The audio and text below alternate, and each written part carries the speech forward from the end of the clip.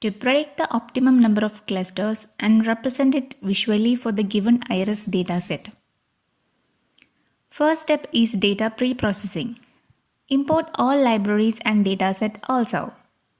Here 150 rows and 6 columns are there. Using isNull function, we found there is no null values present. Coming to the second step, find the optimal number of clusters using elbow method. Elbow method is one of the most popular methods to determine this optimal value of k. This method was the concept of WCSS value. WCSS stands for within cluster sum of squares, which defines the total variations within a cluster. From the x variable, we get all row values with 4 columns.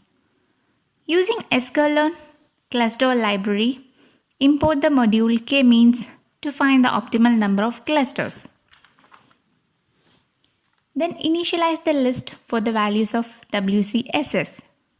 From the above plot, we can see the elbow point is at 3. So the number of clusters here will be 3. Then moving to step 3, we have to train the k-means algorithm on the training data set. As we have got the number of clusters, so we can now train the model on the dataset. Here we took 3 clusters. Then the k-means predicted values are stored in yPredict variable. Last step is visualizing the clusters.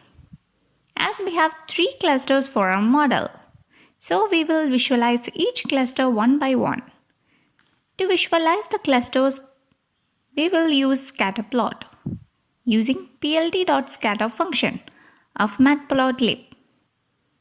From this graph, we can see that yellow dots are clusters, red is iris setosa, blue is iris versicolor, green is iris virginica. From this, we can conclude that the dataset is balanced. That is, equal records are present for all 3 species. We have 4 numerical columns while just 1 categorical column, which in turn is our target column. A strong correlation is present between petal width and petal length. The setosa species is the most easily distinguishable because of its small feature size. The versicolor and virginica species are usually mixed and are sometimes hard to separate. While usually versicolor has average feature size and virginica has larger feature sizes.